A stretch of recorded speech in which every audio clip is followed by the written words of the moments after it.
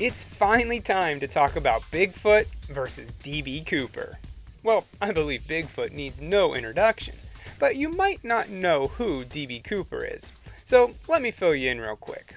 Back in 1971, an unknown man who's been nicknamed D.B. Cooper hijacked a plane with a bomb and asked for $200,000 cash and some parachutes. And then he jumped into the southwestern Washington area and was never heard from again. The director of Bigfoot vs. D.B. Cooper said in an interview that he remembered hearing about this on the news, and he knew even back then that it would be impossible to survive the harsh wilderness that he landed in. I mean, you have wild animals, bad weather, and you're out in the middle of nowhere. But the director thought, what if Bigfoot got him? And I like the way he thinks. Who directed this movie?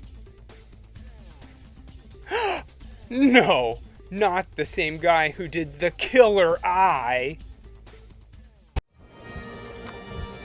What the hell? It's behind me. Don't turn around. It opens up with some shirtless dude, who we later learn is Bernie. He says he's going around hunting a turkey for Thanksgiving, and that in order to do the holiday proper, you need to shoot it and kill it yourself. While he's out wandering around, something big is watching him. Okay, I'll give it the benefit of the doubt. So far so good. Technically, the movie looks good. The music's alright. I'm not sure why he's shirtless, but okay. I noticed that his inner monologue sounds really familiar. Little did I know, as I took that fateful trip, I would encounter something far more dangerous and a hell of a lot bigger than turkeys. Who is that? Eric Roberts? That's the dude who plays Maroney in The Dark Knight. The sight, foe wouldn't kill me. I'm counting on it. Wow. Okay, so we do have some actual actors involved in this movie.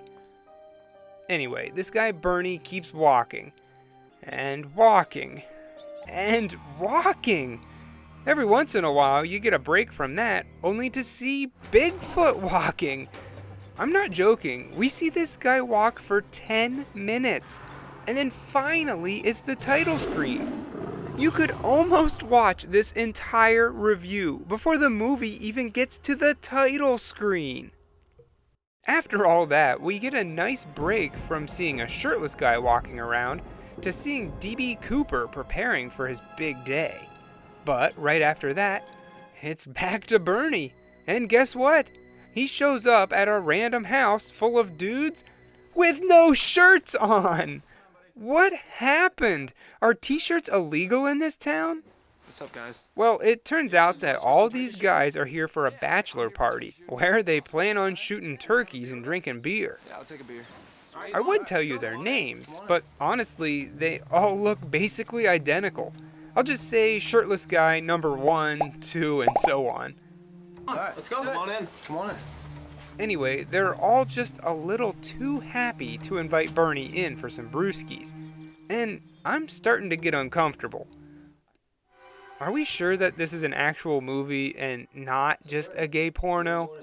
Well, before things get too far, we switch back to Cooper. Thank God. He loads up in the plane and hands the stewardess a note and shows her a makeshift bomb he has in his briefcase. He also asks for $2,000 cash and some parachutes. And just like that, the D.B. Cooper segment's over, and we're back to guys running around in the woods. Seriously, I know this joke is getting old, but it's all that happens. Shirtless guys running around. Finally, they make it back to their mansion and decide to have a little competition. Whoever kills the most turkeys wins. Everyone's game except Morgan, the dude who's getting married. He wants to stay back and get a shower.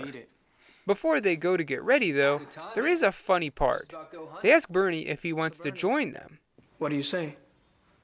There's a really long pause for his inner monologue, and then he agrees. Sure. So, from the guy's perspective, this is what happens. What do you say?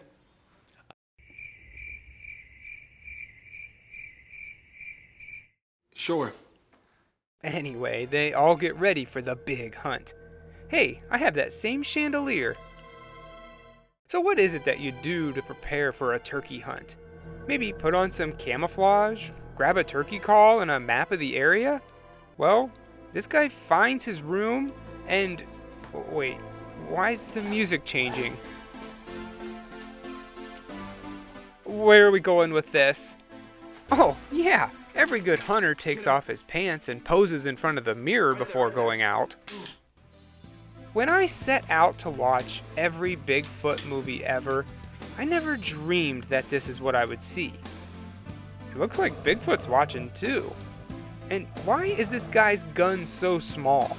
I know compared to everything else we're seeing, the rifle is kinda not important, but honestly, it's the thing I would rather hone in on. So anyway, all the guys do this same mirror tradition in their own way, and I hate my life. And then finally, halfway through the movie, they head out into the woods. All except Morgan, who did stay back for a shower. He talks to his fiancée, and, I mean, just listen.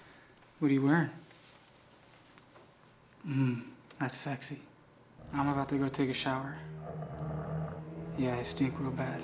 Yeah, this movie stinks real bad. He strips down and, oh, no. Well, thankfully they don't show anything, but still, I don't want to watch this guy showering, so let's just cut to the chase. Bigfoot kills him. Good. I've never been so happy to see Bigfoot kill anyone in my life, and I've seen him kill hundreds of people. While that garbage is going on, Cooper gets his money and supplies on the ground, all the passengers are let go unharmed, and he and a small crew board up on an airplane and head en route to Mexico. Now, all that happens is a series of Bigfoot kills. I can't even say he's killing the guys creatively. He just swats at them. Each and every one of these dudes die from one Bigfoot swat. Eventually, it's down to just Bernie and the guy he's hunting with. Shirtless guy number 1, I think. They get to talking about the legendary creature that supposedly roams in these woods. And then, for some reason, Bernie knocks him out. What's this? A plot? Oh my goodness, that's more rare in this movie than Bigfoot. Finally, D.B. Cooper jumps from the plane, and Bernie's able to clear everything up for us and solve the mystery once and for all. Bernie is Cooper's accomplice. He served under him in the Vietnam War, and both of them worked together on this heist and are now set for life. Or at least that's what they think, because first they have to get past Sasquatch. Cooper takes the gun, claiming that he's the better shot, but really it doesn't do him any good. I guess the Nerf gun was out of darts. So it's on to hand-to-hand combat. And here it's no contest. Bigfoot's gonna win. But Cooper gets a lucky shot in and actually manages to kill the Bigfoot. But he got hurt in the fight. He tells Bernie it's not a scratch, but a mark. I don't know what the difference between a scratch and a mark is, but whatever it is, things don't look good for Cooper. It's not a scratch. It's a mark. And he turns into Bigfoot. Wait, what? And that was Bigfoot versus D.B. Cooper. And I'm sorry, I gotta put a shirt on. I don't know anymore. What's the point of all of this? How can we live in such a beautiful world where the sun rises every day, we get to see the miracle of birth, the seasons change, and the beauty of Mother Nature, and then I'm stuck down here watching Bigfoot versus D.B. Cooper? Can you believe that someone who was in The Dark Knight, which is currently number 4 on IMDb's top 100 movies of all time, is involved in this movie? Even Bernie is an actual actor who's been in things. And the guy who played Bigfoot has done stunt work for some bigger movies. My point is, how did they agree to do this? Bigfoot versus D.B. Cooper is obviously some kind of gay fetish film that doesn't go all the way and doesn't work with the two types of people watching. Gay people don't get to see what they came for, and Bigfoot movie lovers are forced to watch shirtless guys for an hour. And the thing is, Bigfoot being the reason DB Cooper went missing is actually something I would want to watch.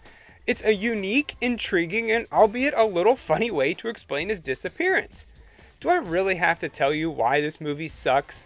The music is actually okay, the acting is somehow not a steaming pile of poo, and there's great shots of the wilderness. The only problem is that it's just half-naked guys walking around for an hour and 15 minutes. Thank God it isn't any longer. This movie was made for one person, David Dakota, and if he's happy with it, then good for him.